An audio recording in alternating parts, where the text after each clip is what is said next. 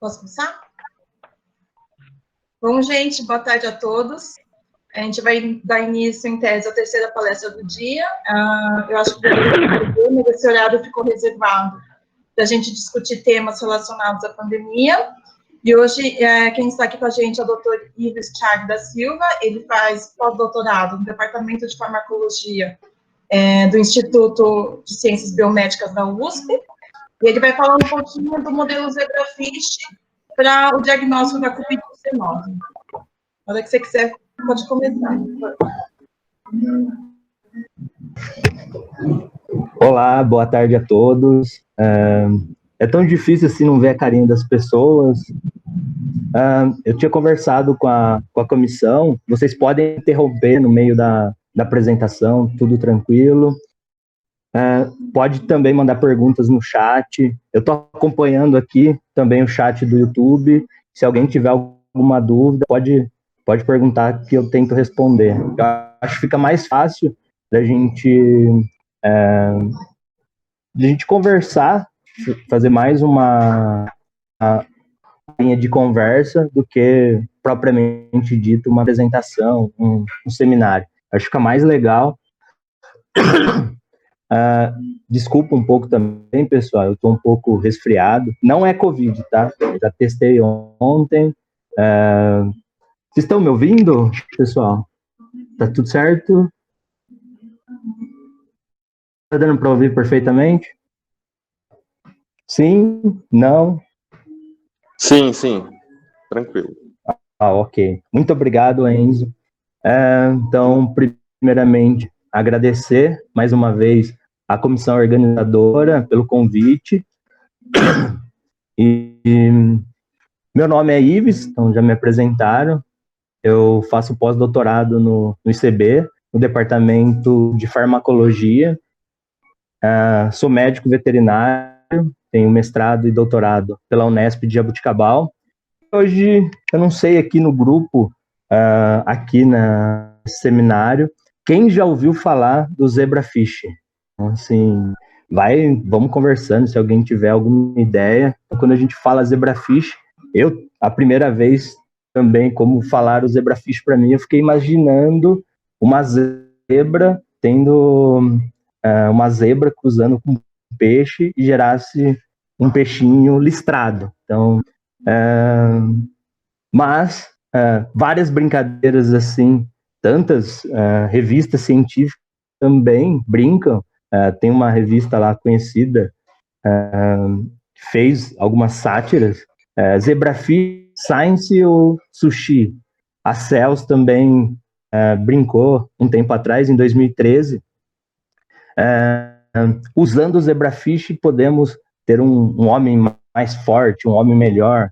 Também tem algumas outras capas de outras revistas, também fazendo sátira daquele que a gente não conhece. Pessoal, vai escrevendo no chat aí se alguém já viu, se alguém já tinha ouvido falar do Zebrafish. Um pessoal aqui diz que conhece, tem gente que trabalha, para algumas pessoas é novidade, mas vamos lá. Uma grande vantagem da gente usar o Zebrafish quando a gente fala de ensaios, hoje propriamente dito, ensaios farmacológicos, ensaios de segurança de vacina, entre outros, a gente tenta usar um modelo bem próximo do humano. Então, se a gente vê lá os primatas, tem 90% do seu genoma é bem semelhante aos humanos. Um camundongo, um rato, é um pouquinho menos. Já o Zebrafish, ele apresenta uma semelhança genética de 70% do seu genoma é muito semelhante a seres humanos. Aqui é um artigo de 2015 que eles compararam a parte conservada do Zebrafish e fisiologicamente e em metabolismo de droga é muito semelhante aos seres humanos, um pouco diferente dos roedores. Então, assim, é muito mais fisiologicamente conservado o Zebrafish em comparado aos seres humanos do que os roedores. Em vias de, um artigo também só estou apresentando para vocês, pessoal, para quem nunca ouviu falar. Então, teve um artigo de revisão do ano passado. Então, várias drogas, vários medicamentos estão sendo desenvolvidos e estão usando um modelo de peixe. Um peixe que é muito semelhante à fisiologia, muito semelhante à sua resposta lógica, à sua resposta inflamatória dos seres humanos. Então, eles estão usando. Então, nessa revisão, já tem vários screenings, fase 1, fase 2, fase 3. E aqui também, eu juntei para vocês, dos últimos 5 anos, as principais capas das revistas, sempre tem lá o zebrafish. E a gente também pode fazer uma saia. Então, a gente vivendo nessa ocasião de pandemia, será que o zebrafish também pode ser um bom modelo para Covid? E aí, pessoal, o que vocês acham? O zebrafish pode apresentar doença? O zebrafish, fisiologicamente, ele pode ser um modelo para estudo de novas drogas, de vacina, entre outras, toxicológicos, de medicamentos. No Covid, aí, só para adentrar para vocês, em abril de 2020, teve um evento no Azerbaijão, e a gente já vinha, em 2018, eu participei de um evento na Finlândia, a gente foi finalista, também usando o zebrafish como modelo. Ainda em 2018, a gente ganhou um prêmio da empresa Pfizer de inovação, então a gente ganhou um prêmio de inovação, usando o zebrafish como modelo. Aí ficou nessa ideia, né? Um evento internacional com mais de 600 projetos voltados para o Covid, de 40 países diferentes, e a gente foi selecionado para participar dessa competição de inovação. Então, a nossa ideia era o quê? Era usar o zebrafish como modelo para tentar produzir alguma coisa para ajudar na pandemia. Então, teve outros projetos muito interessantes durante esse evento. A gente ficou finalista, a gente ficou em 3º lugar, de 600 projetos com zebrafish. E qual que era a nossa hipótese, pessoal? Até então, tinha-se vários trabalhos, vários projetos usando camundongo, usando coelho, usando cavalo, usando vários modelos para a produção de kit de teste rápido. Então, a nossa primeira e segunda hipótese, o que era? Isso foi durante o evento, pessoal, lá no Azerbaijão, totalmente online, e a gente teve uma ideia de vamos desenvolver um kit rápido para diagnóstico de Covid, rápido e barato. Então, aí a gente pensou, não, se a gente pegar uma proteína do Covid, a gente injetar essa proteína nos peixinhos, peixe e aves, elas, diferentemente dos mamíferos, elas transferem seu anticorpo para o ovo. Então, para quem nunca ouviu falar também, aves e mamíferos, eles transferem o seu anticorpo para os ovos. E a gente pensou, se a gente pegar essa proteininha do Covid, vai lá no laboratório, fizemos inúmeras reuniões para conseguir um laboratório e conseguir essa proteína, conseguir isolar um pedacinho dessa proteína, injetar no peixinho, será que ele vai produzir anticorpo? E será que esse anticorpo vai para os ovos? Então a gente pensou, então a gente vai cruzar e vai coletar os ovinhos, a gente não vai precisar matar o bichinho. Então, o tempo todo eles vão ficar produzindo ovinhos com anticorpo, a gente vai lá para o laboratório, isola esses anticorpos, coloca numa fitinha rápida e começa a produzir teste rápido para Covid. Ives, mas isso daí, se eu faço em cavalo, eu consigo muito anticorpo. Sim, mas o cavalo, por exemplo, você tem um custo muito alto. Pensar em escala global para ajudar o mundo. Vamos pensar assim. quantos cavalos eu vou precisar? Quanto eles comem? Então, se você pensar em custo e produção, o zebrafish quase não tem custo em relação a um cavalo. Aí a gente partiu dessa ideia. Então, pessoal, essa ideia não foi nada inovadora. Assim. Inovador em si, para o Covid, essa ideia de pegar, isolar o ovinho e usar como teste rápido, isso nunca ninguém tinha feito ainda com zebrafish. Mas se você olhar na literatura, já se estudam transferência de imunidade passiva da mãe para o ovinho desde 1986. Eu não era nem nascido ainda, tinha uns pesquisadores que já estudavam isso. Aí em 94 também, estudando transferência de imunidade com antígeno. Então eles pegavam as proteínas, uns vírus, umas bactérias, inoculavam nos peixes e estudava o quanto que essa imunidade passava filhote pro peixinho. Com zebrafish também tinha alguns artigos, mas não, até então, ninguém tinha pensado em isolar isso e usar em teste rápido. Então, aqui, o zebrafish, ele produz o anticorpo, ele transfere esse anticorpo para o ovinho e ajuda no desenvolvimento. Vamos pensar assim, se a mãe entra em contato com a bactéria que está no rio, ela vai produzir anticorpo, vai jogar esse anticorpo para o ovinho já vai nascer bem saudável para aquela enfermidade que a mãe entra em contato. E nisso, pessoal, a gente começou uma luta. Então, começamos uma luta para tentar produzir isso, tirar isso do papel, tirar essa ideia do papel. Então, a gente teve a ideia, ganhamos o prêmio, então, conseguimos um pouco de dinheiro, não foi muito, e eu faço parte de uma rede de network do zebrafish, e eu consegui linkar, construir um projeto multidisciplinar e várias instituições no país para tentar viabilizar isso rápido e num custo baixo.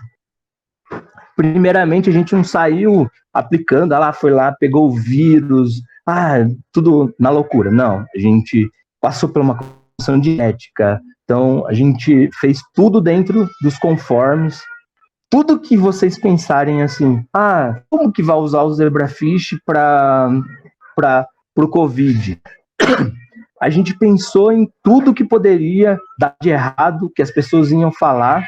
Então, primeiramente, a gente selecionou animais que nunca entraram em contato com nenhum agente infeccioso. Então, primeiramente, antes de iniciar o nosso ensaio, a gente pediu na Faculdade de Medicina para fizeram um PCR, fizeram várias análises, previamente o estudo para ver se esses animais nunca tinham entrado em contato com nenhum agente. Por quê? Senão alguém poderia falar que o anticorpo que o zebrafish poderia produzir contra o Covid seria algo se ele entrasse em contato com uma outra bactéria, com um outro vírus, com qualquer outro agente. Então a gente pensou nessa estratégia, então a gente fez um teste antes de mais de 20 agentes, com sequenciamento, com PCR, para afirmar esse animal não teve contato ali com um micro-organismo.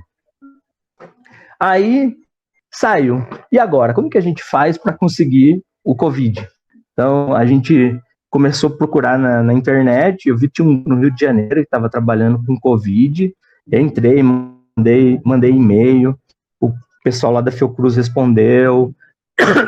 Aí eu li uma matéria que o pessoal na USP estava começando a isolar, o pessoal do grupo do professor Edson Dorigon, estava isolando e produzindo vírus em laboratório. E tinha uma professora que trabalhava com ele, junto com outros pesquisadores do Instituto de Química, estavam produzindo uma proteína, um pedacinho do vírus, um pedacinho lá do spike. Então, se a gente lembrar do vírus, ele tem uma membrana, e um pedacinho estava conseguindo reproduzir isso como proteína recombinante. Eu entrei em contato com a professora e nisso a gente já uma equipe multidisciplinar que a gente começou a formar. Então, no início, a gente estava em 7 pessoas, criando, tendo ideias. Depois, a gente adicionou mais um outro grupo e a gente começou a aplicar essa proteína recombinante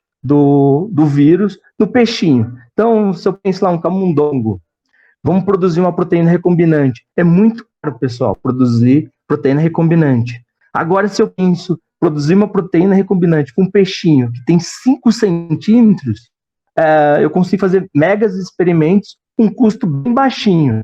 Então, a gente consegue reduzir custo, um efeito bem legal. Só que, assim, não é simples também você fazer uma injeção, uma administração de uma proteína no zebrafish. Pelo tamanho, tem algumas limitações, mas depois que você pegou a mão, depois que você conseguiu, é bem simples. Aí a gente começou o nosso ensaio. Então a gente não ia sacrificar os animais, não ia fazer eutanásia. A gente pensou em só coletar os ovos. Então a gente foi lá, aplicou, demos uma imunização, depois de 7 dias, a gente deu uma segunda dose. Então a gente começou a pensar, e aí, esse peixe está produzindo anticorpo? Os ovinhos estão tendo anticorpo? Aí a gente começou a encontrar algumas coisas diferentes. A partir do momento que a gente começava a imunizar esses peixinhos com essas proteínas, tinha uma alta mortalidade. Aí a gente pensou assim, será que está tendo uma resposta imunológica, uma resposta imune a essa proteína? É só um pedacinho do spike, não é o vírus inteiro. E quando é interessante, depois que a gente dava a segunda imunização, não morria mais nenhum animal. Então a gente começou a falar, opa, então esse animal, na segunda imunização não morre nenhum. Que interessante. Que só para vocês verem, eu coloquei aqui que a gente pegava vou mostrar aqui para vocês. A hora que a gente imunizava, a gente coletava os ovinhos. Então, ela colocava elas para reproduzir, eram fêmeas, e a gente coletava os ovinhos. E ia para o laboratório e avisar o anticorpo desses ovinhos.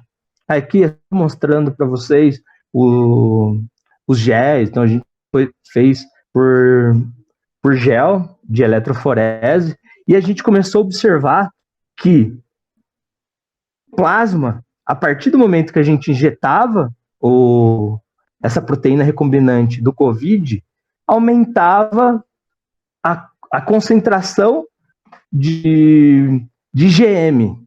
Então, a gente foi lá, recortou no gel, tudo bonitinho, enviou para o massa e conseguimos identificar que essa banda era específica de IgM, e a gente começou a observar que aumentava ao longo do tempo quando a gente injetou essa proteína recombinante. Para isso a gente fez outros controles, animais que a gente não aplicava nada, um outro grupo que a gente aplicava só o tampão, que era produzida essa proteína. E a mesma coisa aconteceu com os ovinhos. Então a gente também recortou no gel, fizemos um gel de eletroforese, fez tudo bonitinho, e a gente observou que o IgM aumentava ao longo do tempo após a ingestão, após a injeção do COVID, dessa proteína do COVID. Só para a gente pensar assim, em quantidade que a gente tinha ali de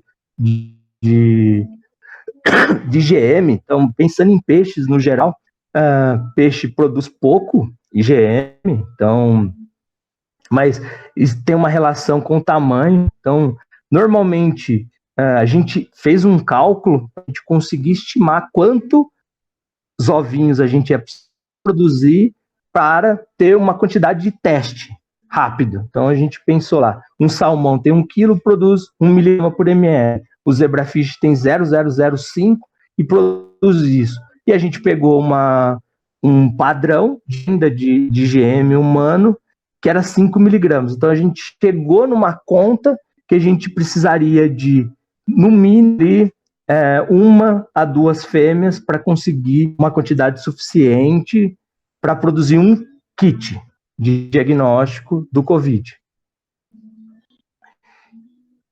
E nisso, a gente começou a aprofundar um pouco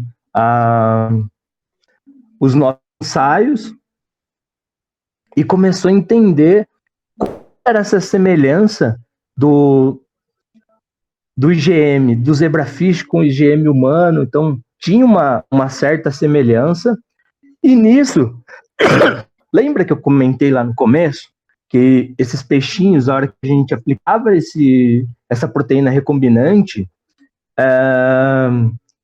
ele tinha uma alta mortalidade? E a gente pensa em qual seria um mecanismo para essa mortalidade. Até então a gente não conseguia explicar isso. Aí eu entrei em contato com alguns grupos de pesquisa, tanto da UFMG como da Unifesp, um pessoal de Roraima, o professor Silas, a professora Daiane, e a gente chegou junto ali a fazer uma modelagem computacional para ver o que estava acontecendo. Então, a gente pegou um pedacinho que foi produzido recombinante, uma proteína lá do Covid, pegou esse pedacinho e fez uma digestão computacional e tentou pegar todos os receptores principais dos seres humanos e do zebrafish e tentou fazer o quanto ele se ligava, quanto que precisava para se ligar. E nisso, pessoal, a gente conseguiu, dentro daquela nossa proteína, 3 fragmentos, e um desses fragmentos poderia ser o mais efetivo para ligar e estimular o sistema imune. Vou mostrar depois, mais para frente, para vocês. Aí aqui a gente testou mais 2 fragmentos dentro daquela proteína recombinante e o quanto ela se ligava com os receptores, tanto de humano como do zebrafish. Então, sempre a gente faz um comparativo de força de ligação, tudo bonitinho, do ser humano com o zebrafish. E nisso a gente caiu numa outra coisa. Será que o modelo de zebrafish, o vírus também usa o mesmo mecanismo em seres humanos para entrar na célula? Aí a gente pensou, será que zebrafish também tem o receptor, o ACE2, o mesmo receptor que o humano? Se você observar na literatura, pessoal, camundongo não tem um receptor igual ao ser humano. Então, para você fazer um teste, um ensaio com camundongo, você tem que usar um camundongo transgênico que expressa esse receptor. E o zebrafish, a gente, usando DOC, usando várias outras biotecnologia, uma parte bem computacional, e a gente conseguiu alinhar o quanto a nossa proteína, que foi produzida do spike, do SARS-CoV-2, conseguia se ligar o ACE2 do ser humano como zebrafish. E ela possui uma boa similaridade entre o humano e o zebrafish. Aí a gente começou a pensar, será que está acontecendo a mesma coisa que está acontecendo nos humanos? Então, a partir do momento que ele entrou em contato com essa proteína, desencadeia toda uma resposta imunológica. Aí a gente ficou nessa dúvida. Então, a gente ainda tem um pouco dessa dúvida. Aí eu entrei em contato com um grupo de bioinformática da Unesp de Botucatu, e a gente começou a fazer alguns links, mecanismo de ação, qual seria esse mecanismo dessa proteína, como ela ia entrar na célula, como que ela conseguia desencadear uma resposta imunológica. E para isso, pessoal, foi usado alguns modelos de bioinformática e fizemos um comparativo. Quais eram os mecanismos dos seres humanos e quais eram os mecanismos do zebrafish. E é muito parecido, tem assim, uma via só de sinalização celular, era um pouquinho diferente. Não vou entrar em detalhes, pessoal, nada disso, só para mostrar para vocês. Aí a gente começou, tá, então, e aqueles animais que ficam vivos? O que acontece com eles? Então, o que acontece com eles? E para isso, pessoal, a gente pegou aqueles animais que estavam vivos, vamos pegar esses animais, vamos fazer histologia, vamos levar para fluorescência, vamos ver o que está acontecendo com esses animais. Então, a gente pegou o peixinho, diferentemente dos outros modelos experimentais. Por exemplo, se você usar um camundongo, você tem que fazer uma lâmina para cada órgão. Zebrafish não. Pelo tamanho dele, a gente consegue fazer uma histologia geral. Então, a gente consegue fazer um ensaio com todos os órgãos ao mesmo tempo. Então, eu consigo ver todas as lâminas em tempo, todas elas numa única lâmina. Aí eu consigo ir lá aproximando em cada órgão de interesse. Então, a gente observou algumas respostas inflamatórias, tanto no rim como no fígado. E o interessante, pessoal, foi o sistema reprodutor. Então, quando a gente aplicava essas proteínas, o animal parece que reduzia um pouco a reprodução. Teve algumas infiltrações no sistema nervoso também. Aqui, do outro lado, na figura A e B, é confocal e a imunofluorescência, com marcadores de células inflamatórias. Então, a gente todas as células inflamatórias e comparou o nosso grupo controle, o nosso grupo injetado 7 dias e o nosso grupo injetado 14 dias. Então, a gente viu que aumentou o número de células inflamatórias em relação ao controle. A gente viu que aumentou o número de neutrófilos em algumas determinadas regiões, também não vou ficar aprofundando para vocês. Aumentou também o número de células B e T, linfócitos, alguns linfócitos específicos de CD4, CD8 também a gente conseguiu mensurar. E também, além disso, a gente pegou plasma desse peixinho, colocou lá no equipamento de massa, tirou todas as proteínas e fizemos uma network das proteínas presentes nesse plasma e fizemos um network com aquele fragmento que a gente injetou. E para tentar observar se tinha algum network de algumas vias de sinalização plasmática, de proteínas plasmáticas. A gente observou bastante alterações em relação a sistema complemento, a sistema de coagulação, entre outras vias que foram bem sinalizadas. Aqui para vocês observarem, pessoal, então foi um estudo recente, tem uma colaboradora da UFRJ, professora Natália, de Macaé, ela trouxe zebrafish transgênico para células imunes, e a gente pegou essa proteína que a gente estava injetando nos peixinhos aqui e enviou para ela. Então, esses peixinhos, para vocês verem, eles têm todas as células inflamatórias fluorescentes. Então, uma vantagem também do zebrafish, ela é transparente. Se você tem alguma coisa fluorescente, você consegue acompanhar em tempo real o que está acontecendo com essa célula inflamatória. E nisso, ela injetou lá em Macaé, no Rio de Janeiro, essa mesma proteína que a gente injetou aqui em São Paulo, na Faculdade de Medicina da USP, e filmou durante 96 horas qual era o comportamento dessa proteína, como que as células de defesa se comportavam na hora que entrava em contato com essa proteína. Aí, só para mostrar para vocês, teve um aumento, só em algum tempo, aqui só para você ver, um aumento de agregado perto do coração, então, e uma difusão de células inflamatórias, um aumento de célula inflamatória no peixe inteiro. Então, isso aqui é o zebrafish transgênico, e a gente conseguiu fazer esse ensaio lá no janeiro para tentar entender qual era o comportamento dessas células de defesa em relação a essa proteína.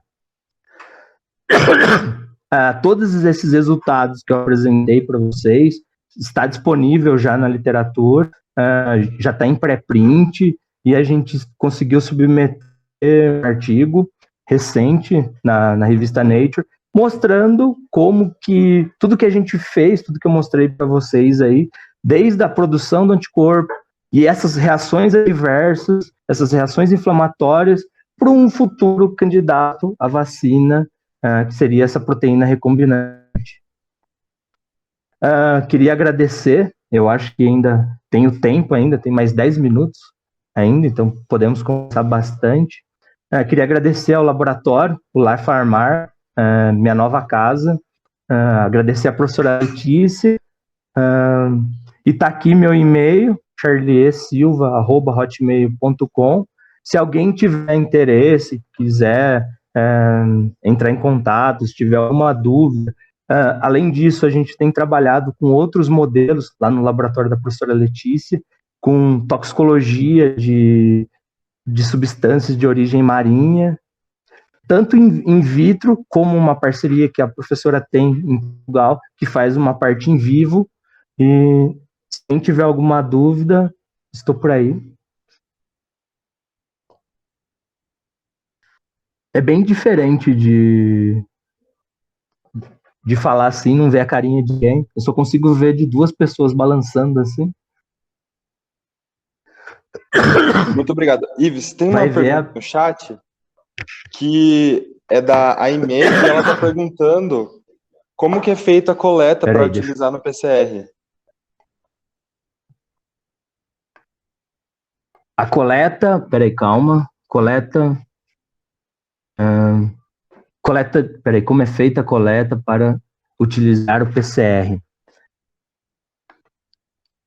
Deixa eu ver como que eu chamo. Então, você perguntou do PCR inicial. Então, tem várias formas de você coletar para fazer esse PCR. Lá na Faculdade de Medicina, a Bianca, ela faz isso comercialmente para testar os laboratórios. Então, todos os laboratórios do Brasil que têm interesse em ser germe-free, não ter contato com nenhum micro-organismo, você pode tanto coletar um pedacinho da cauda desse peixinho, ou lá a gente faz pedaço da cauda e faz também água. Coleta de água e um pedacinho da cauda do zebrafish. Dependendo, se for fazer cultura também de bactéria, não só o PCR, também precisa de exemplares do animal.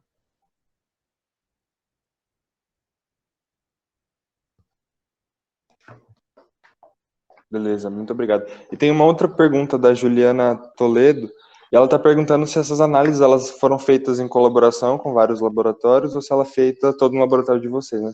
Deu uma comentada já aqui. São parcerias. Juliana, eu esqueci de contar para vocês, mas quando a gente começou esse projeto, eu organizava, eu tive um filho também nesse meio tempo, e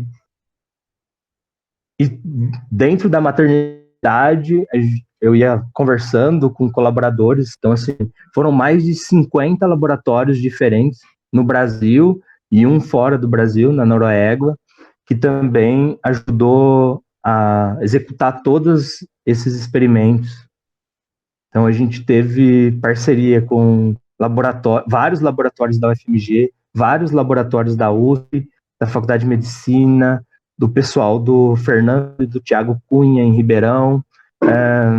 O Flávio também ajudou bastante, o Isaac, de Ribeirão, na USP também, lá na Faculdade de Medicina de Ribeirão. Se eu começar a falar aqui, as pessoas que eu esquecerem, me perdoem, mas também tivemos colaborações na UFRJ, na Fiocruz do Rio de Janeiro, no ICB, no IQ. Foi um trabalho multidisciplinar. teve início em abril e conseguimos finalizar ontem com a submissão.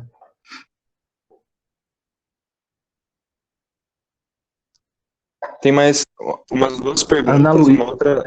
Isso. Tá lendo aí? Pode ir. Tô lendo. Então, a gente não conseguiu... a gente tinha uma ideia de tentar rastrear não sei se precisa ler a pergunta, mas perguntaram aqui se a gente conseguiram rastrear o COVID em algum animal. Então, a gente não conseguiu, porque ele não tinha alguma cor, entendeu? Então, no início, a gente não tinha esse objetivo de entender o comportamento essa proteína estava fazendo lá. Mas depois que a gente começou a escrever o artigo, teve essa ideia, então a gente conversou com a professora Cristiane, de tentar produzir essa proteína recombinante com algum GFP, alguma cor, e rastrear, mas isso vai ser futuras colaborações, futuros trabalhos.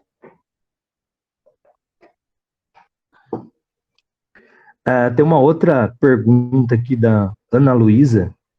Vocês se basearam em coronavírus anteriores?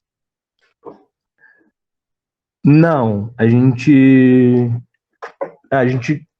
construiu uma equipe multidisciplinar. Então, assim, eu nunca tinha trabalhado com vírus, mas já tinha trabalhado bastante com zebrafish e fui buscando expertises de pessoas que nem o professor Edson Dorigon, que tem uma expertise com virologia, uma outra pessoa que tinha expertise com química, um outro que tinha expertise com inflamação, e a gente acabou unindo uma equipe forte e a gente conseguiu executar esse experimento.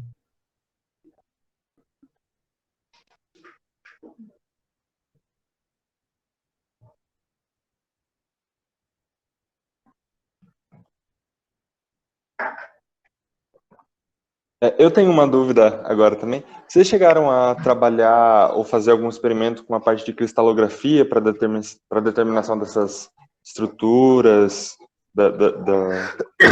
seja da interação, né, dessas proteínas que vocês trabalharam com a interação do zebrafish ou alguma coisa assim? Não, foi tudo em sílico, tudo computacional. Todas essas interações foi tudo bioinformática, tudo computacional.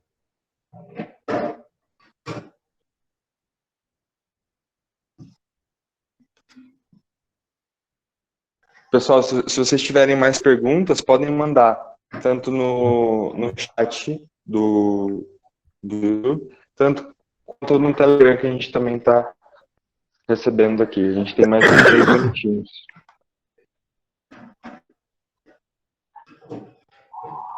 Ives, você tem como disponibilizar o título do seu trabalho, do artigo que foi, acho que está em pré-print, né? Sim, está em pré-print já. Se vocês quiserem, eu envio o link para vocês, se disponibilizam. Ou eu posso colocar aqui pessoal.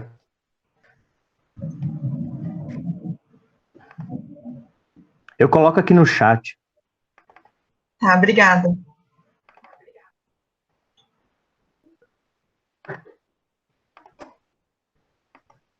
Mais alguma pergunta?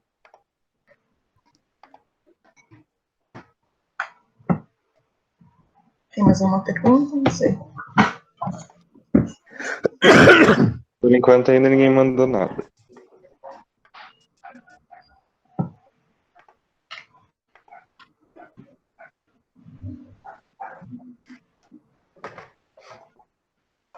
Eu coloquei no chat no YouTube, tá?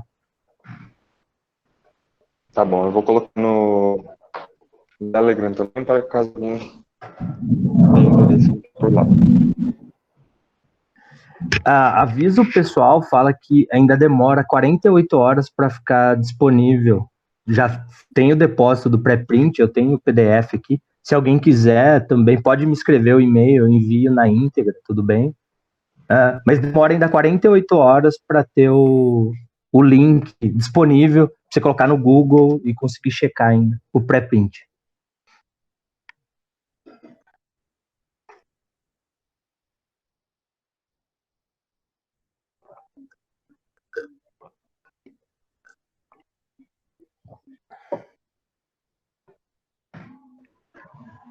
Tem mais alguma pergunta? Acho que não, né? Não estou acompanhando isso. Por enquanto, ainda perguntar se eles têm LinkedIn. Eu tenho, mas faz muito tempo que eu não uso. É meu nome, Ives Shirley da Silva. Faz uns 6 anos que eu não entro no LinkedIn. Mas, por enquanto, não temos mais perguntas, e a gente já chegou no nosso horário. Queria agradecer, Ives, muito obrigado. E acho que é isso. Muito legal o seu trabalho, parabéns. Parabéns. Muito obrigado por ter aceitado o convite da gente. Eu agradeço, pessoal. E eu queria aqui deixar, mais uma vez, agradecer todo mundo que fez parte desse projeto. Então, assim, a gente não consegue fazer nada sozinho. Então, queria agradecer todos aqueles que contribuíram, que leram o artigo. Muito obrigado. Desejo o que for de melhor para vocês. Muito obrigado. Até mais.